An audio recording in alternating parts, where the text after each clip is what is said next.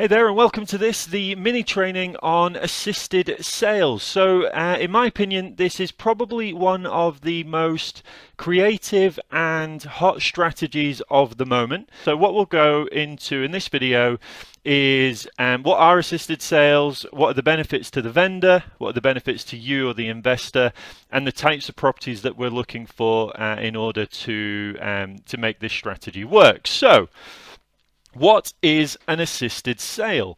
So an assisted sale effectively is a strategy where you work with the vendor on a sort of JV basis in order to sell their property.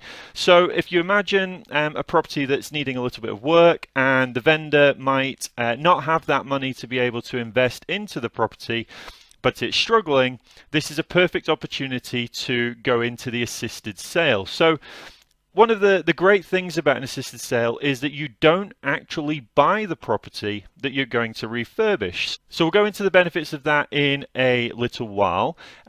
What usually happens with an assisted sale is it is agreed on an option contract. So it's very similar to a lease option. So it's a different way of using a lease option contract in order to be able to control a property in order to benefit from it at the end. And as with an option contract, what you do is you agree a price, a sale price, and then you agree a share of any uplift or profit at the end with the vendor. So it's a great situation for the vendor because they get their property done up, which makes it more sellable, etc., which we'll come on to shortly. So assisted sales, in a nutshell, are properties where you joint venture with the vendor. You don't actually buy the property, you simply go into an option contract with them, and then you both benefit from the uplift at the end after all your costs have been refunded. So, the benefits to the seller. So when you're promoting an assisted sale to the seller, you're going to need to remember these benefits here. So you're going to pay for the refurbishment of that property in order to make it a more sellable property at the end. So what this means is generally what happens with properties that are tired, especially some of the properties that we'll go into towards the end of this short video, what you find is they haven't got the capital to be able to do the works that are required, because quite often they need a little bit more than just a paint and a decorate here and there. You know, they might need new carpets. All of these things start to mount up into the thousands, and that vendor may not have the thousands to spend. So what you do is you come along with your budget, or your investor comes along with their refurbishment budget. You can cover all of those costs to make that property more sellable. Now, the vendor is more likely to get more at the end of the sale as well. So even if they were to sell the property that needed work, at the moment, what might happen is that they need to sell that property to an investor as it is. Now, what's going to happen with an investor? As we all know, if you're going to approach this to buy it as a flip, you're going to want to get quite a lot of money knocked off in order to get your 20-25% margin by the time you factor in all your costs, etc. So what this means is that you can agree a slightly higher price with the vendor. So it might not be the price that they want. It might just be slightly higher than you would have had to go into with a flip.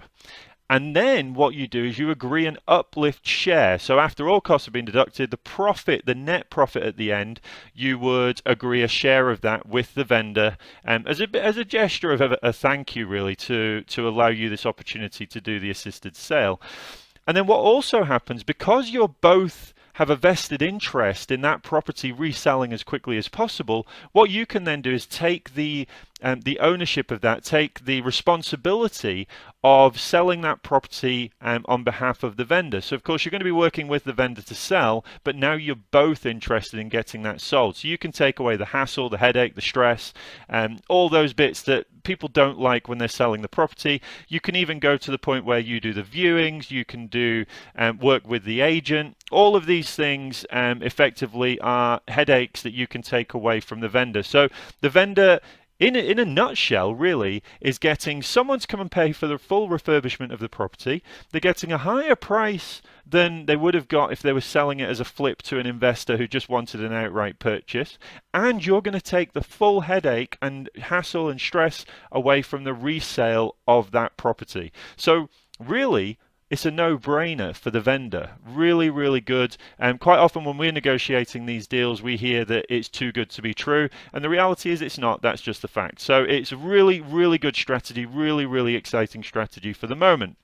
Now, the benefits to you or the investor, depending on whether you're packaging these deals up or you're going to keep them for yourself, because there is no transaction that takes place, you're not governed by the mortgage 6-month rule. So when you're flipping properties, generally you're targeting an owner-occupier market. So the owner-occupier market, if you were to buy a property to flip it, their mortgage products are restricted to what they have available to them until that 6-month rule passes.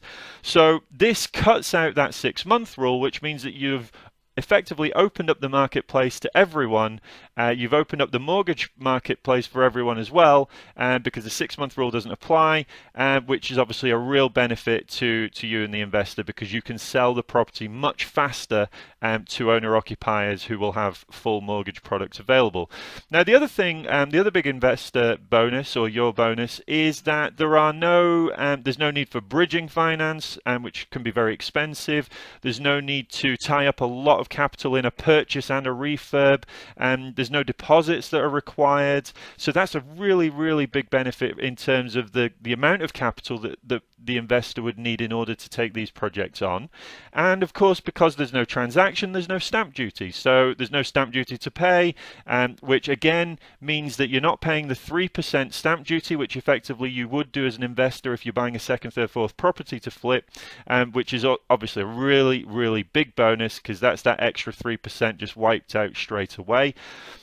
It's a much quicker route to profit. Just as I mentioned before, there's no 6-month rule. You can get the refurbishment done as quickly as possible, and you can get the property back on the market, depending on the amount of work that needs doing. You could get the property back on the market within weeks, not months. So that's a huge benefit to the investor, because it lets them sort of recycle their money as quickly as possible. So you could actually, rather than doing 2 or 3 projects a year with a 6-month rule, what you can actually do is you could do a couple of projects every month if you wanted to, because of the capital that you've freed up.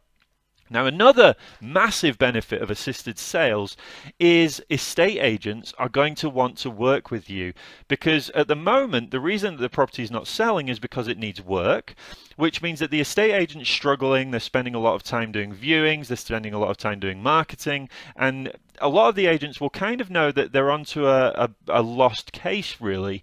And what happens is some agents will step away, and then the property stagnates, and then what you find is vendors start jumping from agent to agent to agent. But the reality is that problem will remain no matter what agent they're with. So in this strategy, it's an awesome way to work with estate agents, because of course what you're doing is you're going to an estate agent saying, this is how we work, this is how it works for the vendor, these are all the pros for the vendor, but in terms of for yourself, what we're going to do is, at the moment in the marketplace, refurbished properties are selling like hotcakes. Buyers, owner-occupiers are effectively agreeing bigger mortgages for done-up properties, and because obviously they're lending that money as opposed to buying properties that need work to put capital in. So what you are effectively giving estate agents is a better, more sellable property at a higher price. Of course, what does that mean? They get a higher fee.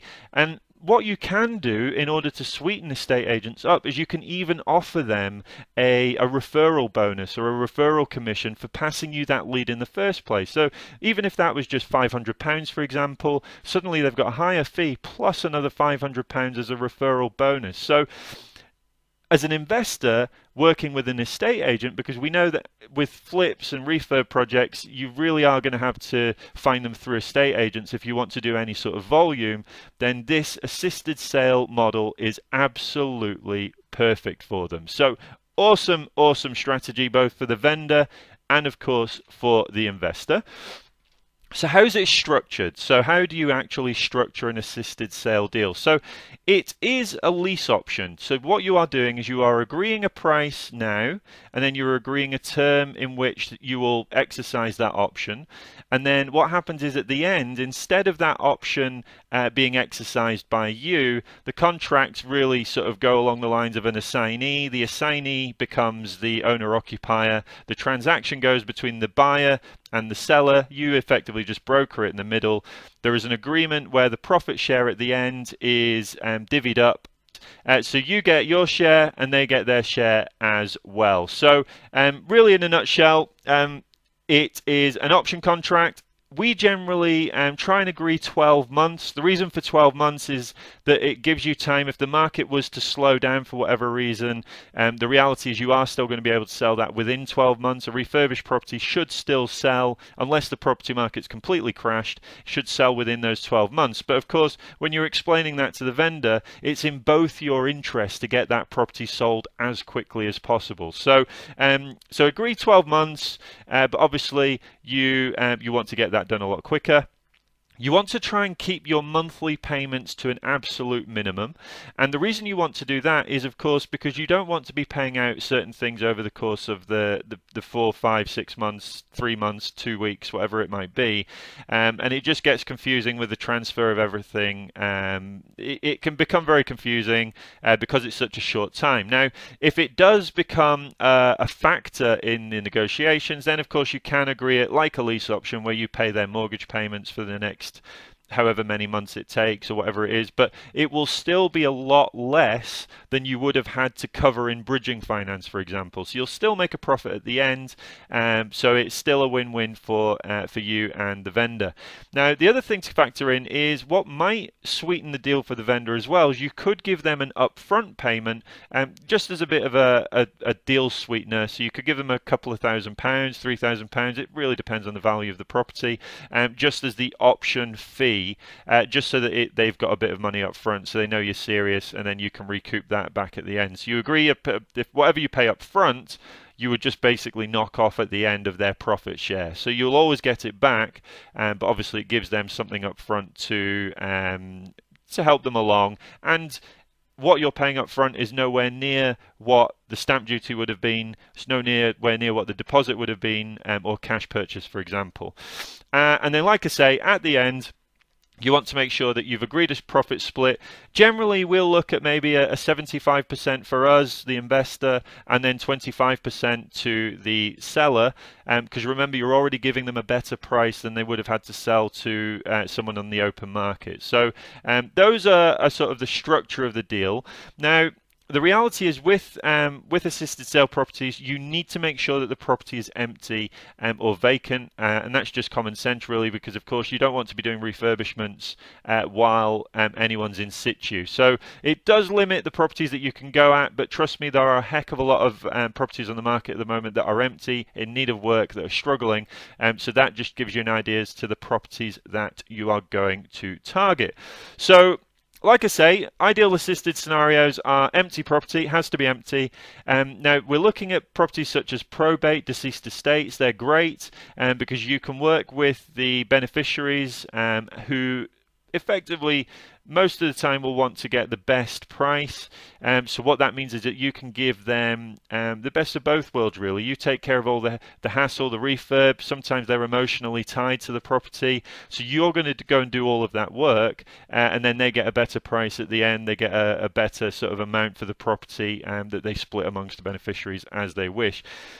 You also want to be targeting properties that have maybe been on the market for longer than 6 months. I wouldn't go as low as 3. I would definitely start as a minimum of 6, because generally at the point of 6 months they've come to the realization that they're not going to sell the property for the price that they hoped for.